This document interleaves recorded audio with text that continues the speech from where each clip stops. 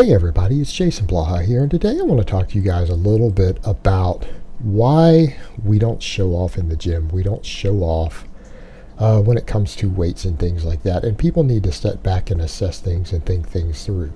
And you guys know the other day I did a video discussing good old Calum von Munchausen. I think that's what I'm going to call him from now on. It just sounds better than Moger. And in that video, I had someone actually try to make the most asinine argument that, you know what, that's just about living your life to the fullest. I mean, you can get hurt training no matter what. It just happens. People can get hurt with any exercise. People get hurt crossing the street. I mean, people die and get hit by cars crossing the street. So just live your life and don't worry about it. Live your life to the fullest. And that's all he was doing, was living his life to the fullest. Now, I want people to step back and assess that for a moment. You know what? You know who gets hit crossing the street? People who don't take the time to look both ways. Other than a few rare freak occurrences, which again, rare freak occurrences happen in the gym too. Other than rare occurrences, crossing the street and getting hit by a car is pretty much a conscious choice. What I mean is, when you take the risk of doing something really stupid like closing your eyes and crossing the street, or just running across the street without looking both ways to see if there's a car coming, you know what? That's when you get hit. You get hit because you're stupid. You don't get hit because of an accident, right? Or because you're just being so careless and in a hurry. But usually it's being stupid. Or maybe you're under the influence of drugs that have clouded your judgment. All right, you don't get hit crossing the street when you're actually careful and paying attention to what you're doing. That's not a real risk. That's why we do risk assessment. That's what all of us do. We assess the risk and say, you know what, I should probably look both ways before I cross the street. Well, shouldn't we have that same mentality when we're training? Because I can tell you right now, there's nothing about living your life to the fullest that includes not looking both ways before you cross the street. And there's nothing in the gym that includes living your life to the fullest that involves doing stupid, risky stuff with no benefit. In other words, if you are getting something out of something that's mildly risking, because things are mildly risking, competing in a powerlifting meet's mildly risking, injuries do happen. But I will tell you right now that the injury rate in powerlifting meets is nowhere near what the injury rate would be for people doing what Calum von Munchausen did. That was just stupid. The injury rate on that, I bet you, is probably at least 1 in 3. Like if you were to have a bunch of other guys do that, and you did 30 of them, I bet you 10 of them would get a bicep tear. 10 of them. That would be my prediction. Well, 1/3 of people who compete in powerlifting meets don't get injuries. It's relatively small. And if I go to a big meet, I would say if I go into a meet with 100 people, I see about 2 injuries. 2 injuries out of 100 to 150 people. Sometimes none. So it's relatively rare. And here's the thing. What does that have to do with living your life to the fullest? And if your career depends on you not getting hurt, that's when people need to step back and also assess this. Because this person here, Calum, is not a normal person. That's someone whose career and his livelihood and his ability to keep a roof over his head is dependent upon his physique. It's dependent upon it. By him doing something so stupid to show off, to be impressive, to be amusing, to entertain people, he actually risked his entire livelihood.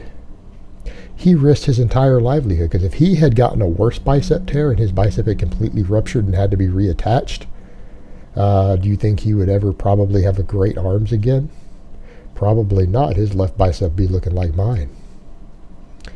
Hint, hint, I've torn my bicep before, and it wasn't doing anything even as stupid as what he did. But you see the point? So would it have been any different had the guy, let's say you're taking a 1 in 3 chance of injuring your bicep, if he had just taken a revolver, put 2 bullets in it and spun it, and on camera held it up to his bicep and pulled the trigger? That was about the same probability of tearing a bicep of what he did. And you know what? That would have been just as impressive. That would have got just as much attention as his barbell curl, right? So what's the difference? There isn't any. It was a show-off thing that offered nothing to him but getting a few views on Instagram. Or I guess YouTube. Does he have a YouTube channel? Yeah, he has a YouTube channel. Getting a few views, a little bit of money. It's not that much, guys, for one video.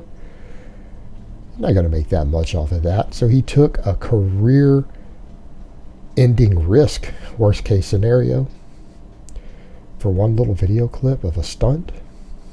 But what about all of you out there who need your body for your livelihood? What if you have a job that requires you to be physically active? Are you going to go take a risk in the gym with something stupid to do that? That's the whole point, guys. And I don't just mean that. Let's think about other things. How about maxing out all the time on grinders? How about going into the gym and showing off for your buddies and doing a bench press max with shitty form and bouncing it off your chest on a lift that you know you can't bench correctly, that only carries risk of injury? Why would you do that? What do you think you're going to get out of it? You don't get stronger from a big, heavy grinding max where your ass lifts off the bench and you bounce it off your chest. You don't gain any strength from that. There's no adaptive stress to that. All it is injury risk and reduced recovery. Well, what if you have a job that requires you to be able to use your shoulders? You could lose your job. You'd be on workman's comp. Well, you might not qualify for workman's comp depending on where you live when it's self-inflicted outside of work. How about we take that another step further? How about doing really dangerous exercises? Because, a lot of people say stupid stuff like squats and deadlifts are dangerous. You want to be honest? I don't think squats and deadlifts hurt that many people relative to some other exercises. How about bench pressing above your nipple line? How about doing dumbbell chest presses with your elbows flared out? What I mean is you see guys who actually not even just turn them to 90 degrees. I think 90 degrees is dangerous on a dumbbell personally. I think if you don't have your hands pronated in, I think it's dangerous. But it's even more dangerous? Doing them with your pinky turned closer to your head than your thumb. So I see guys do that all the time. That destroys shoulders. Why would you do that? What benefit do you get from that? How is that living your life to its fullest to do something like that? It isn't. It doesn't build any more muscle. It hurts a little more. You feel it a little deeper because it's causing damage. It's causing damage inside your shoulder joint. So why do something that stupid when every single physiology book and coach in the world tells you that it's stupid and it's moronic and not to do it because some bodybuilder does it? People go do that. And they'll try to hit a max that way. Barbell high up on their chest, hitting maxes. You guys ever wonder why there's so many guys out there my age who run around talking about how they used to lift, and then you look at them and they don't look like they lift at all? Just a fat old guy with a beer gut. You wonder why that is? Because they did stupid stuff in the gym. They probably really were as passionate about lifting as a lot of you younger guys are right now.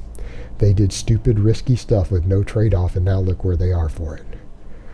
That's not living your life to its fullest. Doing stupid stunts that get you hurt, could permanently injure your body, end your career, cost you money, is not living your life to its fullest. Living your life to its fullest is going out and pursuing your dreams, having a good livelihood, having good relationships, bringing meaning to your life. Silly stunts that get you hurt doesn't bring meaning to your life or live your life to its fullest any more than crossing the street without looking both ways first is living your life to its fullest. It's absurdity. And again, what I would tell all you guys out there, the gym is not a place to show off. The gym is not the place to show off. We go to the gym to build strength or to build muscle mass, not to demonstrate it. You want to demonstrate something and you want to get recognized for demonstrating something, go compete. Do it in a competitive environment where you will get recognition for your competitive endeavor, your show off. You'll at least be written down for it somewhere. And you will know how you stack up to other people because it'll be a competitive environment. Showing off on your own and something that's not competitive isn't really even that. You're not even going to be recognized for it. And if it's something as silly as the double barbell curl, you're just going to get hurt. If you really want to demonstrate your abilities, go compete in something and demonstrate your abilities. We go to the gym to train.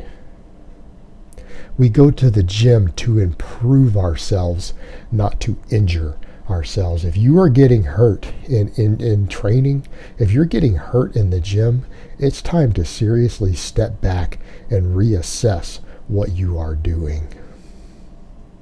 Alright guys, but that's really all I have to say on that today. I hope it's been informative, and I will talk to you guys next time.